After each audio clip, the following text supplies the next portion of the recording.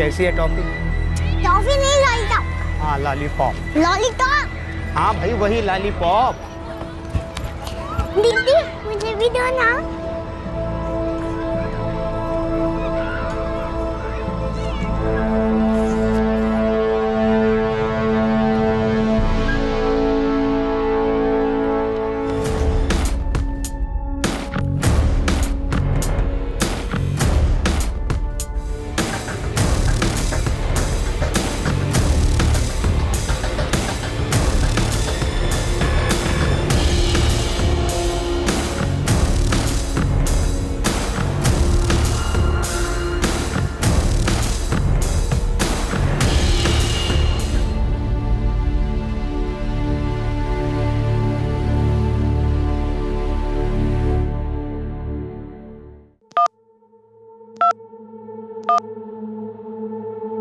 The number you are trying to call is currently switched off.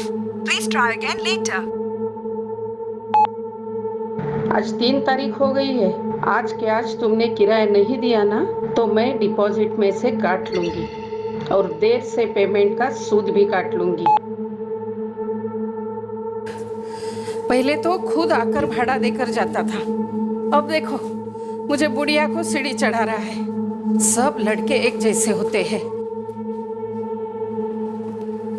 कहाँ गया ये रतन? रतन बहुत हो गया, समझा ना? 2 महीने से तूने भाड़ा नहीं दिया है और दरवाजे पर भी ताला लगाया है। कम से कम मुझे इतना तो बता दे कि तुझे आगे वो घर भाड़े पे चाहिए या नहीं। अब तो डिपॉजिट में भी सिर्फ 1 महीने का ही भाड़ा बचा है।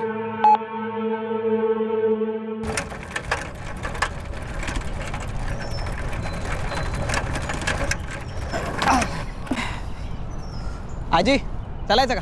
बाबू, अरे रतन खुद का ताला लगा के गया है। मैंने दिया हुआ ताला नहीं है वो। आता जा चाबी वाले को बुला के लेके आ। नहीं है आजी, मेरे को बहुत काम है, मेरे पास टाइम नहीं है बिल्कुल। बाबू जा जल्दी जा, ताला तोड़ने के बाद घर साफ करना है तुझे। ठीक है जाता हूँ। अगर उसे कुछ तकलीफ थी तो बताना चाहिए था ना मुझे।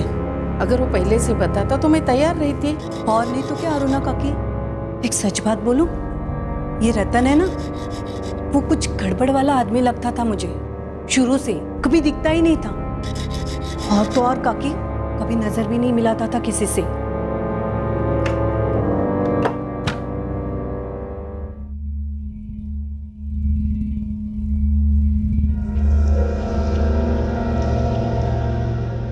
आजी लगता है आपका भाड़ोती रतन सच में निकल गया है। देखो ना पूरा घर खाली पड़ा है। हाँ रे। आजी क्या आपको भी बदबू आ रही है? हाँ रे, सड़ी हुई मछली का बास आता है ना, वैसे बास आ रहा है।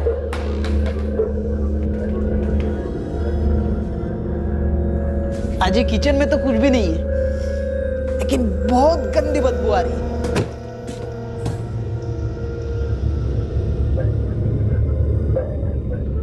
नहीं, बाथरूम में भी कुछ भी नहीं है।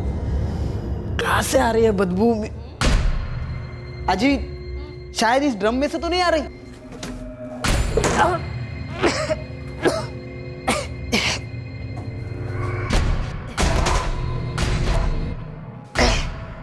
अजी अजी इस ड्रम में कुछ तो भी है, बहुत सारे बाल भी है।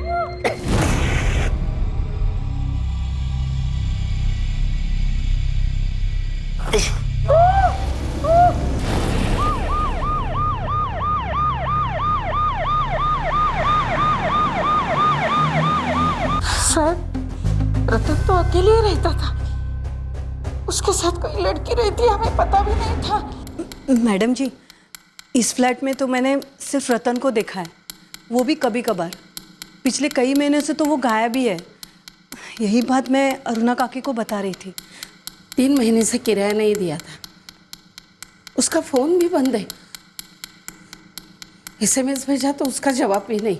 आपने पक्का इस औरत को यहाँ कभी आते जाते नहीं देखा? नहीं साहब, कभी नहीं देखा। अगर वो चुपके से रात को आती थी तो हमें कैसे पता चलेगा?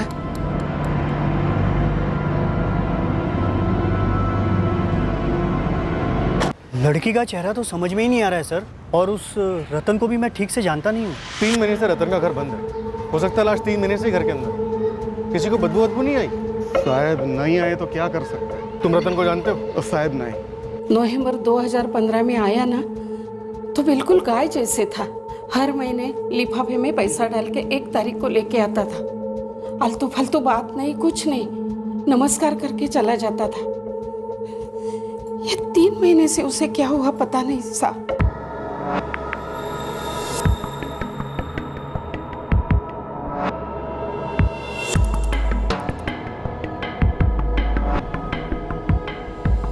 कोई लेडीज रहने आएगी फ्लैट में तो पता तो चलेगा ही ना। कभी कचरे का डब्बा बाहर रखेगी, कभी मार्केट में कुछ लेने जाएगी, 1-2 बातें तो होगी, नहीं तो घर से कुछ अलग से आवाज आएगी। मालती जी अंदर 3 महीने से लाश थी और आपको बू तक नहीं आई। हाँ, वही सोच के दिमाग का दही हो रहा है। बाहर बदबू कैसे नहीं आई? ये करता क्या था रतन?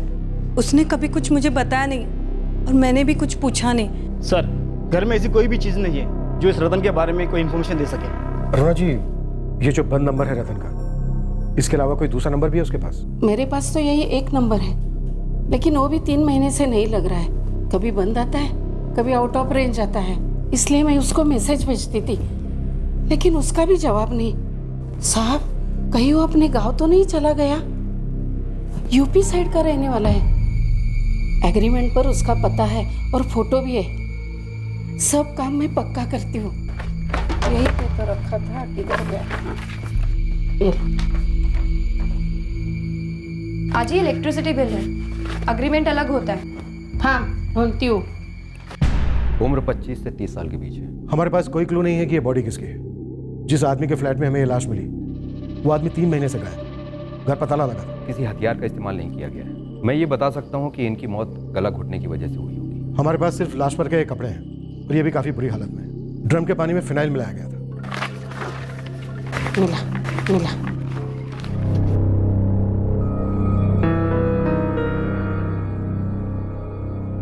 आज ही एग्रीमेंट है। और नहीं तो क्या, पढ़ना। देख, उसमें लिखा है हर महीने की 1 तारीख को 4,000 रुपया भाड़ा देने का, 12,000 रुपया डिपॉजिट लिया है। उसकी फोटो भी ली है और उसका पता भी है, गाजियाबाद, यूपी। लेकिन आज ही ये एग्रीमेंट कोई एग्रीमेंट नहीं है और गाजियाबाद कोई छोटा गांव नहीं है कि पान वाले को जाके फोटो दिखाओ और वो बता देगा कि सामने उसका घर है। आपने कोई वेरिफिकेशन नहीं करवाई, कोई आईडी प्रूफ नहीं लिया, कोई एड्रेस प्रूफ नहीं लिया। ये कोई मेरा पहला बढ़ोतरी नहीं था। सबके साथ मैंने ऐसे ही एग्रीमेंट करवाया है, कभी किसी से तकलीफ नहीं हुई। यही आदमी ऐसे निकला। और ये रतन करता क्या था? हर महीने के 1 तारीख को 4,000 रुपया लाके देता था, तो कहीं ना कहीं वो नौकरी करता ही होगा ना। अब आपको ये भी मालूम नहीं? नहीं रे, सच्ची नहीं मालूम।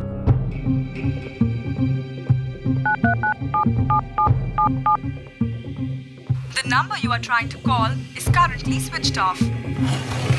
आपके द्वारा डायल किया हुआ नंबर अभी बंद है। The number you have called is currently switched off. Please try again later. Thank you. The number you are trying to call is currently switched off. Sir, 3 महीने से नंबर स्विच ऑन ही नहीं हुआ है। क्यों करेगा? मर्डर जो कर चुका है। सर, 3 महीने पहले भी नंबर काफ़ी कम यूज़ हुआ है। नवंबर 2015 में लिया गया था प्रीपेड, और जुलाई 2016 तक सिर्फ 3 नंबर पे इसकी बात हुई, वो भी 1-1 महीने के गैप में। इन तीनों से कांटेक्ट हुआ? नो सर, सारे फ़ोन स्विच ऑफ है। इस रतन मिश्रा की क्या हिस्ट्री है? सर, सारे पुलिस स्टेशन ने जवाब दे दिया है, नो हिस्ट्री। हिस्ट्री तो होगी, लेकिन क्रिमिनल रिकॉर्ड्स में एंट्री नहीं होगी। अब होगी। गोखले, ये जो तीनों बंदे हैं जिनसे इसकी बातें हुई हैं, इन तीनों को ढूंढ निकालो। यही हिस्ट्री बयां करेंगे इस रहस्य में रतन मिश्रा की।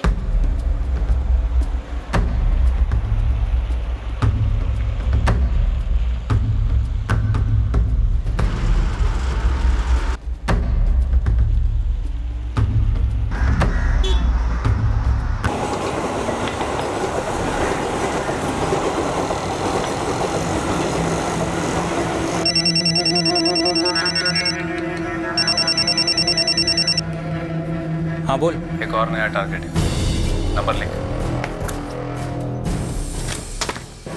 हाँ बोल।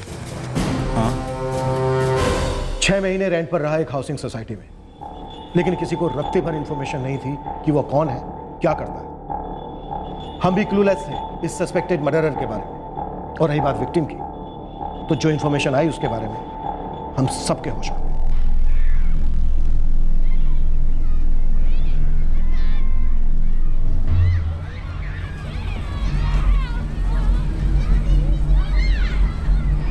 सर, ये गिरीश पंचाल जी हैं, सोसाइटी के रेसिडेंट हैं। अभी अभी उनको मर्डर के बारे में पता चला है, तो सामने से जानकारी देने आए हैं। जी गिरीश, कहिए क्या कहना है? सर, मुझे पक्का तो नहीं मालूम, लेकिन एक लेडी है जो इसी सोसाइटी में बी विंग में रहती थी। कई बार उसे मैंने रतन के साथ देखा था। उस लेडी का नाम मालूम है? सर, नाम तो नहीं पता, लेकिन बहुत समय से वो दिखी नहीं सर।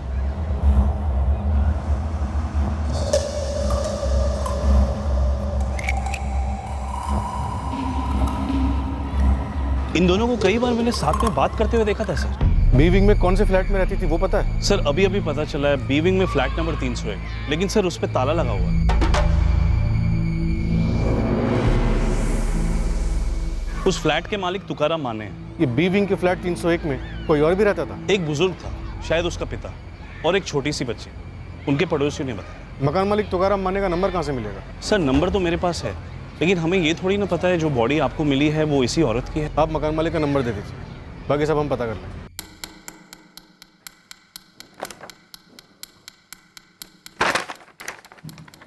ये सोसाइटी का कोई फैशन है क्या? कच्चा एग्रीमेंट बनाना, कोई नोटिफिकेशन नहीं, कोई रजिस्ट्रेशन नहीं, ऊपर से एक ही आदमी को 2-2 फ्लैट दे दिए भाड़े पर, एक ही सोसाइटी। ना कोई एड्रेस प्रूफ, ना ही पुलिस वेरिफिकेशन, ना आईडी प्रूफ, कुछ भी नहीं लिया आपने। मानता हूँ मुझसे थोड़ी लापरवाही हुई है सर। दिसंबर 2015 में ये रतन मेरे पास आया, बोला अरुणा जी का फ्लैट भी लिया है, सेम साइज का है, वही किराया देने को भी राजी था, और हर महीने की पहली तारीख को लाकर दे भी रहा था। लेकिन 3 महीने पहले से आया ही नहीं, तो मैं उसके फ्लैट पे चला गया, देखा तो ताला लगा हुआ था। तो मैं ताबड़तोब मेरे फ्लैट पर गया, बी विंग में 301। तब पहली बार मैं उस बुढ़े आदमी से मिला जो मेरे फ्लैट में रह रहा था। रतन मिश्रा कहाँ है? फोन बंद क्यों रखा है उसने? किसकी बात कर रहे हैं साहब? कौन रतन? अरे जिसने ये घर मुझसे भाड़े से लिया है वो रतन। और आप कौन हो वैसे? मैं बसंत परमार हूँ, लेकिन रतन को नहीं जानता मैं। फिर आप मेरे घर में रह कैसे रहे हो? मैं अपनी बेटी और नवासी के साथ यहाँ रहता हूँ। बेटी को बुलाओ, वो रतन को जानती होगी। उसका तो वही जाने, लेकिन 15 दिन से हमारी बेटी घर नहीं आई है। ओ काका, क्या मजाक लगा रखा है? देखो, मैं आपको नहीं जानता, आपकी बेटी को भी नहीं जानता, लेकिन जिसने ये घर मुझसे किराए पे ले रखा है रतन, जिसे मैं जानता हूँ, उसे आप नहीं जानते। और वो रतन तो साला गायब है। हमारी तो कुछ समझ में नहीं आ रहा है भाई। मैं दिसंबर महीने से अपनी बेटी और नवासी के साथ यहाँ रह रहा हूँ। आपकी बेटी पिछले 2 हफ्तों से गायब है और आपको उसकी कोई चिंता ही नहीं है? चिंता कैसे नहीं होगी भाई, हमारी तो जान निकली जा रही है। देखो, फिलहाल तो आप मेरे घर से निकल जाओ। आपका नंबर दो। सर, मैंने वो बसंत परमार का नंबर लिया था, तो दूसरा दिन मैंने उसको फ़ोन किया, तभी वो सामान बांध रहा था, और वो फिर अपनी पोती को लेके मेरे फ्लैट से चला गया, और फिर मैंने अपना ताला वहाँ लगा दिया। इस बसंत परमार का नंबर दो हमें। जी सर। अपना फ्लैट दे दिया किराए पर, उसके बाद एक बार भी ये देखने नहीं गए कि कौन रह रहा है वहाँ, फ्लैट को किस हालत में रखा है। भाड़ा टाइम टू टाइम रतन ला के देता था ना, तो फिर वहाँ जाने की जरूरत ही महसूस नहीं हुई कभी। इस बसंत परमार की बेटी, इसकी कोई डिटेल्स है आपके पास? कोई नंबर, फोटोग्राफ, कुछ भी? नहीं है मैडम, मैं तो उन लोगों को जानता तक नहीं था ना सर। कमाल है आप लोगों का, एक तरफ छाती पीटते फिरते हो कि शहर में क्राइम बढ़ रहा है, रहना दुश्वार हो गया, और खुद को देखो, बिना रेफरेंस के एक ही आदमी को 2-2 फ्लैट दे दिए, एक ही सोसाइटी, और वो आदमी मर्डर करके चला गया। पड़ोसियों तक को नहीं मालूम है कि वो आदमी कौन था, क्या करता था, और सबसे बड़ी बात, दोनों मकान मालिकों में से एक भी कोई अपने फ्लैट में नहीं गया, सिर्फ इसलिए कि वो किराया टाइम पर।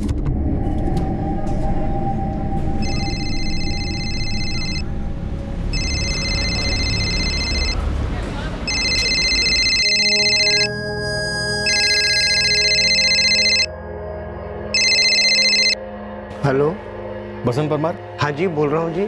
सब इंस्पेक्टर हर्षद गोखले बोल रहा हूँ, उल्लासनगर क्राइम ब्रांच। आपकी बेटी का नाम क्या है? प्रतिमा सोलंकी साहब। उसका पता चला कुछ? वो अभी तक घर नहीं लौटी? नहीं साहब। आप इस वक्त कहाँ? बाड़मेर में। मैंने आपसे कहा था ना साहब कि मैं वापस बाड़मेर लौट रहा हूँ। आप लोगों ने कहा था कि जैसे उसका पता चलेगा आप लोग हमें खबर करेंगे। आपने कंप्लेंट लिखवाई थी? हाँ, 12 जून को जब वो काम से लौटी नहीं और उसका फ़ोन बंद आ रहा था तो मैंने 13 जून को कंप्लेंट लिखवाई थी।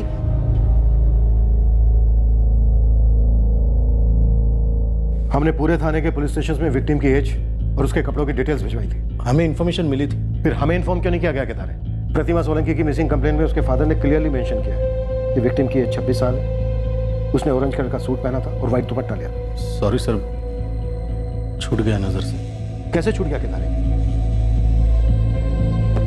13 जून को कंप्लेन हुई थी, तब से इस केस में क्या प्रोग्रेस है? प्रतिमा मिली? हमने प्रतिमा सोलंकी के कॉल रिकॉर्ड स्टडी किए थे, लेकिन उसमें से ज्यादा कुछ मिला नहीं सर। जिसको भी फोन किया कोई भी उसे पहचान नहीं पा रहा था सर। प्रतिमा बैंक में काम करती थी, वहां पता गया? सर बसंत परमार को तो ये भी पता नहीं कि उसकी बेटी प्रतिमा कौन से बैंक में काम करती है। फिर भी हमने उल्लासनगर के सारे बैंक चेक किए, लेकिन प्रतिमा कहीं भी काम नहीं कर रही थी सर। इसलिए केस आगे नहीं बढ़ा सर। आगे बढ़ना चाहिए था केदारे। उसी सोसाइटी में हमें एक औरत की डेड बॉडी मिली। वहां पता करने की कोशिश की कि प्रतिमा जिस फ्लैट में रहती थी उसका मालिक कौन है, रेंट एग्रीमेंट किसके नाम पर बना है। बसंत ने हमें बताया कि 2 हफ्ते वो पुलिस स्टेशन के चक्कर काटते रहे, अपनी बेटी प्रतिमा के बारे में पूछते रहे। सच है ये? जी सर। और तुमने उन्हें खाली हाथ जाने दिया। तुम्हें जरा भी अंदाजा है केदारे, उस औरत का मर्डर शायद 3 महीने पहले हो चुका था। वो औरत शायद प्रतिमा सोलंकी हो सकती है, और अब 3 महीने बाद हम उसके कातिल को ढूंढने निकले। सॉरी सर, छूट गई है मैटर। छूट नहीं गई केदारे, छोड़ दी गई। जो लोग कहते हैं ना कि पुलिस अपना काम ठीक से नहीं करती, लापरवाह है, शायद यही वो लापरवाही है। ये तुम्हारी प्रतिमा के कपड़े हैं। जिस दिन घर से निकली थी यही कपड़े पहने हुए थे। शिखा, मम्मी शाम को आएंगी, फिर खूब मजे करेंगे। ओके? ओके मम्मा।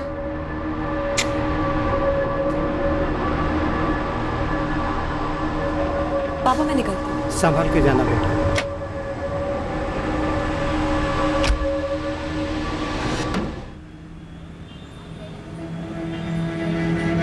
ये वाली पैसे।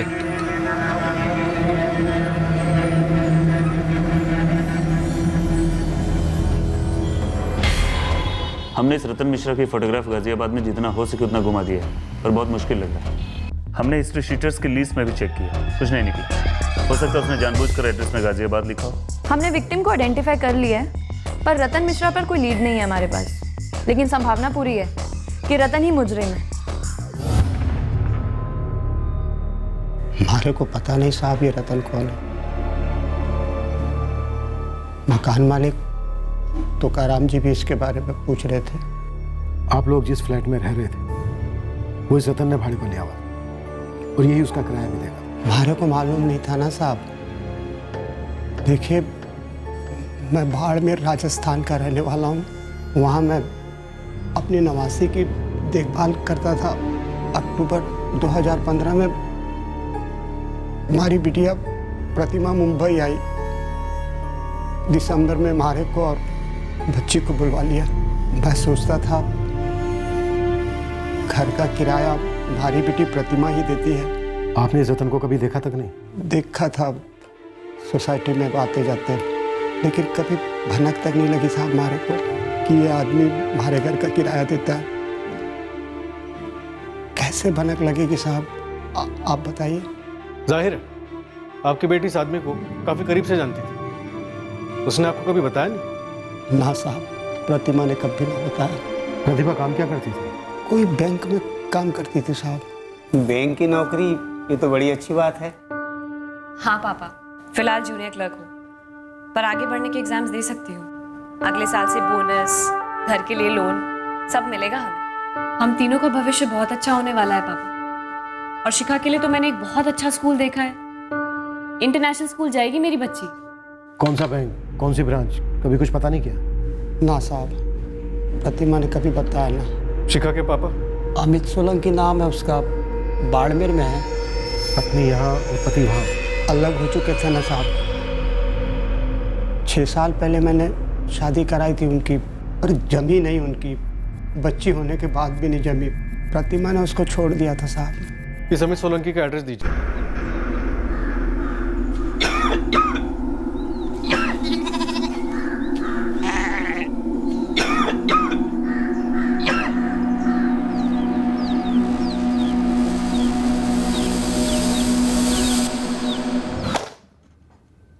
ये सोसाइटी है कि मजाक है? रतन के बारे में किसी को इतना सा मालूम नहीं है। और ये प्रतिमा पता नहीं क्यों अपने बाप से झूठ बोल रही थी। गोखले, ये जो 3 बंदे थे जिनकी रतन से बात हुई थी, क्या फॉलोअप है? सर फ़ोन कंपनी से रिकॉर्ड आज आ जाएंगे, एड्रेस मिलेंगे, उठा लेता हूँ। शांति, तुम बाड़मेर जाने की तैयारी करो। सर फिलहाल केस ब्लाइंड है। हो सकता है इस रतन का सेपरेटेड अमित के साथ कोई ताल्लुक हो। बसंत परमार बता रहे थे कि प्रतिमा ने अमित को छोड़ा। रिलेशनशिप इशू, जेलेसी, कुछ भी रीजन हो सकता है मर्डर का। बारीकी से पूछताछ करो। इस वक्त ना हमारे पास कोई चाबी है ना हैंडल। हमें इस केस में एक हैंडल चाहिए ही चाहिए। रतन मिश्रा और प्रतिमा सोलंकी के नाम पे तूने अब तक सिर्फ अंडा दिया है, अंडा। अगर अपना खिताब बरकरार रखना है तो इन तीनों को बिल में से ढूंढ कर निकाल। माजिद बशीर, नरेश वर्मा और गिरधर पाल। रतन मिश्रा के फोन से सिर्फ और सिर्फ इन तीनों को कॉल्स गए थे। अब तीनों के फोन स्विच ऑफ जा रहे हैं। जो एड्रेस मिला वहां पे भी कोई नहीं।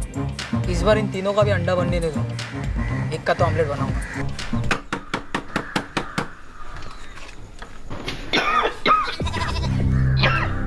जी अमित सोलंकी, प्रतिमा का मर्डर? यकीन ही नहीं हो रहा है मैडम। दुख भी तो नहीं हो रहा है? हो रहा है, लेकिन जब वो छोड़कर गई थी तब ज्यादा हुआ था। तेरी बच्ची के साथ भागी थी शिखा। 1 साल की थी शिखा, अब 5 साल की है। टच में नहीं रहे शिखा के? उसके बाद कभी मिला ही नहीं। कौन है ये? रतन मिश्रा, प्रतिमा का कातिल। कितने में सुपारी दी? मरता हुआ आदमी किसी को मारने की क्या सुपारी देगा मैडम? क्यों, क्या हुआ तुझे? टीबी, मुश्किल से अपना इलाज करवा पाता। प्रतिमा से अलग क्यों हुआ? वो छोड़कर गई थी। क्यों? क्योंकि वो बहुत ज्यादा खूबसूरत थी और मैं बहुत ज्यादा गरीब। करता क्या तू? करता था फैक्ट्री में मजदूरी। शादी के 6 महीने में ही मैं समझ गया वो इस शादी से खुश नहीं है। जब शिखा हमारी जिंदगी में आई तो मुझे लगा कि खुशियां वापस आ जाएंगी, लेकिन नहीं। वो एक दिन उठी और चली गई। साहब, ये रहा आपका माजिद बशीर। नरेश वर्मा, ये तो बिल्कुल भी मत पूछना कि कौन रतन मिश्रा, क्योंकि 23 अप्रैल 2016 को तेरी रतन से बात हुई थी। गिरधर, तूने फोन बंद किया लेकिन हम तुझ तक पहुंच गए। रतन कहाँ है? मैं इससे खाली एक बार ही मिला था, लेकिन ये रतन नहीं है मैडम। तो कौन है ये? ये तो अब्बास शेख है। साहब, ये तो राहुल बोरिया है। फोन पर तो इसलिए यही नाम बताया था। साहब, अभिषेक अवस्थी नाम है इसका, रतन नहीं। अब्बास बोल रहा हूँ गिरधर, स्टेशन पर मिलना, ईस्ट साइड पर, लाल रंग की शर्ट पहनी है। माजिद, अभिषेक बोल रहा हूँ। हाँ, माधुरी थिएटर के बाहर मिलना। मैंने ऑरेंज टी शर्ट और नीली टोपी पहनी। हेलो, राहुल मौर्य बोल रहा हूँ। आधे घंटे में कबीर चौक पहुँच जाओ। सफ़ेद रंग की टी शर्ट पहनी है मैंने। तुम तीनों कान खोल के सुन लो। ये रतन मिश्रा उर्फ अब्बास उर्फ राहुल उर्फ अभिषेक मर्डर केस में वांटेड है। मुझे इसके बारे में कुछ भी नहीं मालूम, बस एक ही बार मिला था इससे और साला ठग गया। मैं भी एक ही बार मिला था साहब, माँ कसम। साहब, मैं भी एक ही टाइम। एक ही बार मिला और तुम तीनों को ठग गया, और तुम तीनों ये नहीं बता रहे हो कि क्यों ठगा। बे शाणो, जितने लंबे लंबे पॉज लोगे ना उतने ही लंबे डंडे होंगे हमारे। साहब, गलती हो गई साहब, अखबार में इश्तिहार क्या पढ़ा, बुरा फंस गया। तुम दोनों भी यही कहने वाले या कुछ और बताने वाले हो? साहब, मैं भी अखबार में इश्तिहार देख के फंसा साहब। मैं भी साहब।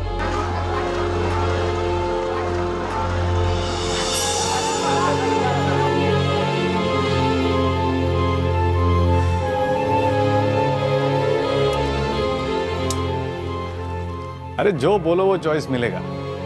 अपनी मर्जी से आराम से चुनना और आराम से बैठना, वो भी लड़की के घर में कोई टेंशन नहीं। चलेगा, पर रेट 2000, 1000 लड़की का और 1000 रजिस्ट्रेशन का। वो पैसा पूरा एडवांस देना पड़ेगा कैश में। उसके बाद हम तुम्हें लड़कियों के फोटो दिखा देंगे। तो मिलना कहाँ होगा? 1 घंटे बाद तुमको फोन आ जाएगा। पैसा रेडी रखना। माजिद, अभिषेक बोल रहा हूँ। हाँ, माधुरी थिएटर के बाहर मिलना। मैंने ऑरेंज टी शर्ट और नीली टोपी पहनी हुई है।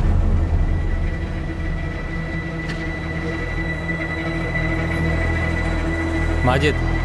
अभिषेक? 2000।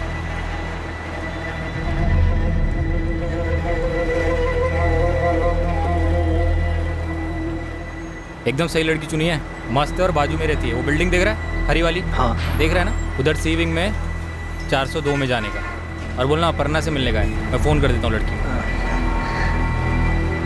हाँ अपर्णा मेरी जान कैसी है? अरे नहीं रे, हाँ भेज रहा हूँ ना। माजिद ना? हाँ हाँ माजिद नाम है, दिखता भी मस्त है। हाँ 1 घंटे का पेमेंट दिया उसने, खुश कर दे मेरी जान। हाँ चल भेज रहा हूँ। हाँ चल जा जा जा जा। वहाँ कोई सिक्योरिटी वॉचमैन? अरे सिक्योरिटी है ही नहीं उधर। और सुन, कोई कुछ बोलेगा बिंदास बोलने का, काम से आया हूँ। हाँ जा।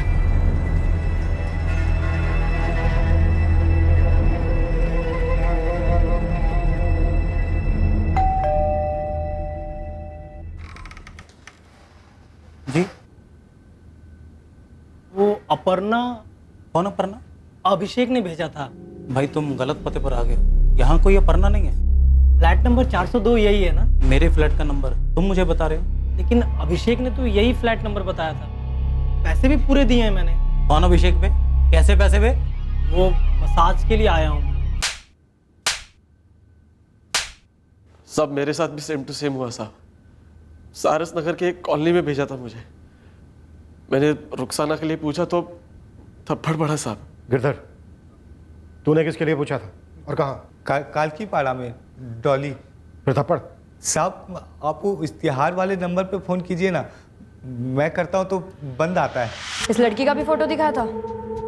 नहीं। इश्तिहार कौन से अखबार में पढ़ा था? कोई तो हिंदी अखबार था साहब। अबे अखबार का नाम भी होता है? लगभग हर रोज क्लासिफाइड में आता है ये एडवर्टाइजमेंट। सर परसों के एडिशन में भी था।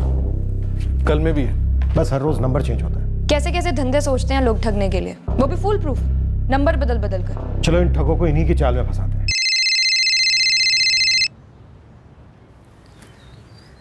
हेलो। हेलो, आपका इश्तिहार देखा था आज के अखबार में। हाँ हाँ बोलो जी। वो मसाज, सिर्फ मसाज ही करवाना है या मौज भी करनी है? हाँ हाँ।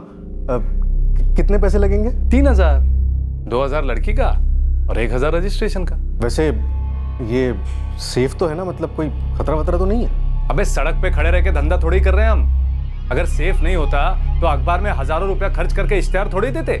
अच्छा ठीक है। अब जगह कौन सी होगी, मतलब आपका कोई होटल वोटल जैसा कुछ?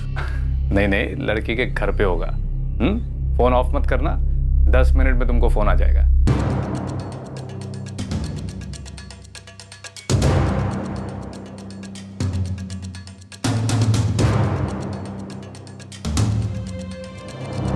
हाँ चंदर बोल रहा हूँ, फ़ोन किया था।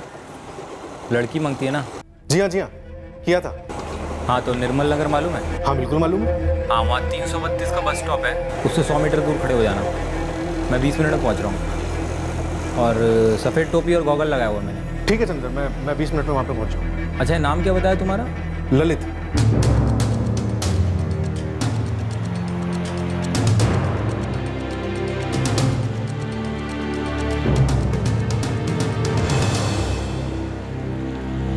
ललित। तुम सुंदर हो? हाँ पैसे। पहले फोटो दिखाओ। पहले पैसे। ठीक है, एक फोटो मैं दिखाऊं? क्या बक रहा है बे?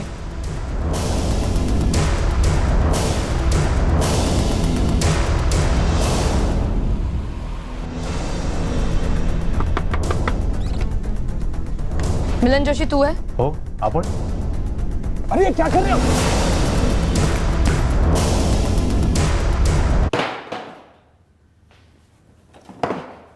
तो इंट्रोडक्शन हो जाए। नो नकली नाम प्लीज। ये कह रहा है कि ये विजय सिंह है। मिलिंद जोशी, तेरा भी कोई असली नाम है? मेरा असली नाम मिलिंद जोशी ही है, लेकिन इसका असली नाम किशोर है, किशोर परदेशी। इसका असली नाम प्रतिमा सोलंकी है और इसका असल में मर्डर। ये तुझे जानती थी, किस नाम से जानती थी और इसका मर्डर करने की खास वजह क्या थी? थमा साहब, मैं कबूल करता हूँ कि मैं इसके साथ मिलकर लोगों को ठगता हूँ, लेकिन इस लड़की का फोटो हमने कभी इस्तेमाल नहीं किया। मैं तो इसको जानता तक नहीं हूँ साहब। ये मर्डर से मेरा कोई वास्ता नहीं है साहब। हाँ आई शपथ सकता हूँ साहब। चल इसकी बक दिया। अब तेरी बारी है किशोर उर्फ 1 दर्जन नकली नाम। सर प्रतिमा भी हमारा इश्तिहार देख के आई थी, फोन किया था उसने मिलिंद को। ओ फोन किया था, लेकिन साहब मेरे को नहीं मालूम था इन दोनों का कुछ चक्कर चल रहा है। हेलो। हेलो, मैंने आपका ऐड देखा पेपर में। हाँ तो मुझे इंटरेस्ट है, कुछ डिटेल्स बताएंगे, रेट वगैरह? मैडम ये मसाज सर्विस सिर्फ जेंट्स के लिए है। मुझे पढ़ना आता है, साफ लिखा है आप लड़कियों से मसाज करवाने की सर्विस देते हैं। हाँ तो आपको लड़की ही चाहिए। हैं? लड़की को लड़की चाहिए? अबे वो मिलिंद, ये औरत कहीं हमको तो नहीं ठगने वाली? श्योर, हमको ठगने वाली औरत अभी पैदा नहीं हुई है। तो एक काम कर, तो इस औरत से मिल, पैसे ले, एड्रेस दे और निकल।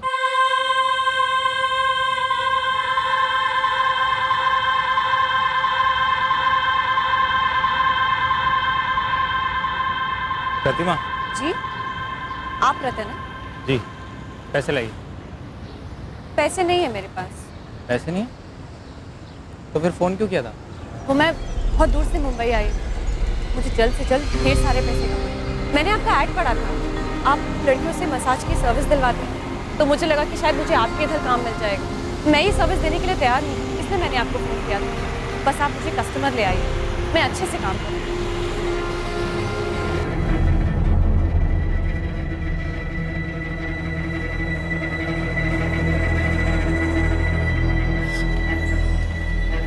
लेकिन फोन पर तो उस दूसरे आदमी ने कहा था कि 1000 रजिस्ट्रेशन के और 2000 लड़की के। मैंने 1500 अपने पार्टनर को दिए, बोला कमीशन मिला है तुमसे। झूठ बोल दिया उससे। तो अगली डील से तो मुझे 2000 मिलेगा ना?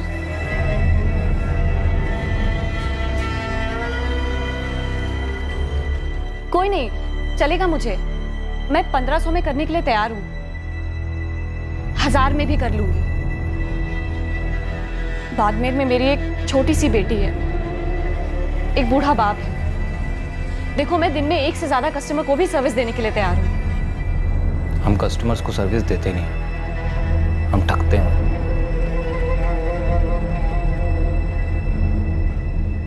हमारा काम क्या है, कैसे होता है, सब कुछ बता दिया था मैंने प्रतिमा को। प्यार हो गया था उससे? बहुत ज़्यादा प्यार। उसके बाद मैंने उसे अपने काम में भी शामिल कर लिया। दगाबाज, मेरे पीठ पीछे। अबे चुप बैठ। तुम दोनों मिलकर लोगों को ठगते रहे, तेरे ठग फ्रेंड ने तुझे ठग लिया। सब जहाँ भी वो जाती थी जबरदस्त इंप्रेशन पड़ता था, लोग जल्दी मान जाते थे। किसी किसी से तो 3 का 5000 निकलवा लेती थी। अब समझ में आया तूने उसे क्यों मार डाला? चीटिंग कर रही थी साहब मेरे साथ। मैंने उसको फ्लैट भाड़े पे लेके दिया, उसके फ्लैट का भाड़ा भरता रहा, उसको दिल खोल के पैसे दिए कि अपने बाप और बेटी को संभाल सके।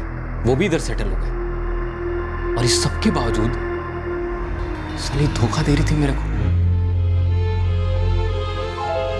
मुकेश। हाँ। शालिनी, चले?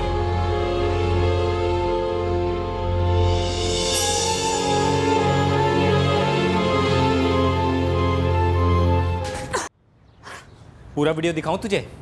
दिखाऊं ऑडियो के साथ? साली। रुक रुक, तेरे काम में कोई लापरवाही की मैंने? नहीं। कोई बेईमानी की? नहीं की। ईमानदारी से पूरा का पूरा ठगी का पैसा तेरे हाथ में ला कर देती थी। बदले में तू जो भी कमीशन देता था ले लेती थी, जो भी कहता था करती थी। उसके बाद अगर ऊपर से मैं थोड़ा सा कमा लेती हूँ तो उसमें तेरा क्या बिगड़ता है? अरे एक छोटी बच्ची है मेरी, उसका एडमिशन करवाना है एक स्कूल में, समझा कर यार। अरे तेरी बच्ची मेरी बच्ची, कितनी बार बोला है मैंने तुझे? दर्जन बार तो शादी के लिए पूछ चुका हूं यार। तू 2 दर्जन बार भी पूछेगा ना तो मेरा जवाब ना ही होगा, समझा? कितनी एहसान फरामोश है रे तू, हैं? यही कारण है कि मुझे शादी नहीं करनी। एक बार शादी करके पछता रही हूं, दोबारा उसी आग में क्यों कूदूं मैं? रतन, माना मैंने, तूने मेरी बहुत मदद की है, लेकिन बदले में मैं भी तो करती हूं ना कुछ तेरे लिए। तूने मुझे सोने के लिए कहा, मैं मान गई, तेरे साथ सोई मैं, लेकिन अब तू मुझे अपने साथ शादी के लिए फोर्स नहीं कर सकता। अरे तू समझ क्यों नहीं रही है यार? मैं तुझसे शादी करके रानी बना के रखूंगा तुझे।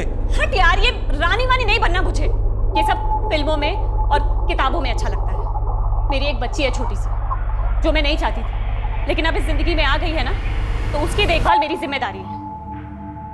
और इस जिम्मेदारी के अलावा मुझे कोई और जिम्मेदारी अपने पल्ले नहीं पड़वानी। मैंने उसको इस सब में नहीं धकेला साहब।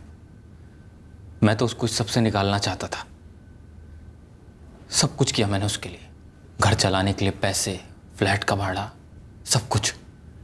लेकिन मेरे लाख कहने के बाद भी वो साली सुनने को तैयार ही नहीं थी। इस मुद्दे पर जो जो बात होनी थी हो चुकी थी ना। मामला भी सेटल था और काफी टाइम भी हो गया है। अरे प्रतिमा, मामले को मार गोली, मेरे साथ सेटल हो जाए यार। लेकिन मैं तो सेटल्ड हूँ ना। मेरा मतलब शादी कर ले यार मुझसे। देख, मैं अच्छी तरह जानता हूँ कि तू दिल से प्यार करती है मुझसे। रतन, तू मुझे कितना कम जानता है। तुझे अभी तक नहीं पता लगा कि मेरे दिल में किसी आदमी के लिए प्यार कभी हो ही नहीं सकता। मुझे प्यार सिर्फ और सिर्फ अपनी आजादी से। और जो तू ये रोज रोज शादी कर ले करता रहता है ना, घुटन होती है मुझे इससे। अरे तो एक शादी बुरी हो गई तो तू हर शादी को बुरा समझेगी क्या यार? ये तो बेवकूफी है प्रतिमा। और हर बार ना सुनने के बाद बार बार बेशर्मों की तरह पूछते रहना, वो भी तो बेवकूफी है ना। कितना जलील करेगी यार तू मुझे? कितना जलील होता रहेगा तू? प्रतिमा, आज के बाद तू धंधा नहीं करेगी, समझ गई तू? शादी नहीं करनी मत कर, घर पे बैठ, मैं खिलाऊंगा तुझे, तेरे बाप को, तेरी बच्ची को, सबकी देखभाल करूंगा। लेकिन धंधा नहीं करेगी तू। पर तेरे एहसान के साइज से भी दूर रहना है मुझे। एक फ्लैट देख लिया मैंने अपने लिए, अगले महीने शिफ्ट हो रही हूँ और ड्रेस तक नहीं दूंगी तुझे, नंबर भी चेंज कर रही हूँ। अच्छा, और तुझे क्या लग रहा है मैं सोनू मोनू मुन्ना की तरह घर में बैठा रहूंगा? ढूंढूंगा नहीं तुझे। अगर तू मुझे ढूंढेगा ना तो पुलिस तुझे ढूंढेगी, और ये मैं मजाक नहीं कर रही हूँ।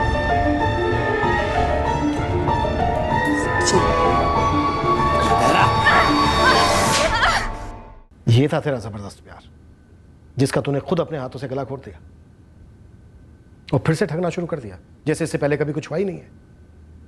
मैंने कुछ नहीं किया साहब, मैं सिर्फ लोगों को ठगता हूँ साहब। मर्डर क्या, मेरे को तो हाथापाई से भी नफरत है साहब। वार्निंग देके मेरे को छोड़ दो ना। पैसा मतलब वो फाइन वाइन ले लो ना मेरे से, कुछ सेटल कर ले क्या? हम लोग सेटलमेंट बोर्ड वाले नजर आते हैं तुझे? हाँ, वो खून का धुला है तो तू क्या दूध का धुला है क्या? मैंने खून किया नहीं साहब, गुस्से में हो गया। मैं तो उसके साथ जिंदगी काटना चाहता था, बांटना चाहता था सब कुछ। जो भी बोलो साहब, प्यार मेरा सच्चा था। सच्चे प्यार से तू कोसों दूर था। सच्चा प्यार था। पता है तूने क्या किया? एक बच्ची को अनाथ बनाकर छोड़ दिया, एक बाप को बेसहारा बनाकर छोड़ दिया। अगर ये सच्चा प्यार होता ना साले, तो कोई ऐसा प्यार ना करे, किसी को ऐसा प्यार नसीब ना हो। शिखा बेटा, यहीं रहना, कहीं यहाँ वहाँ जाना नहीं। नानू काम ढूंढने जा रहे हैं। ठीक है नानू।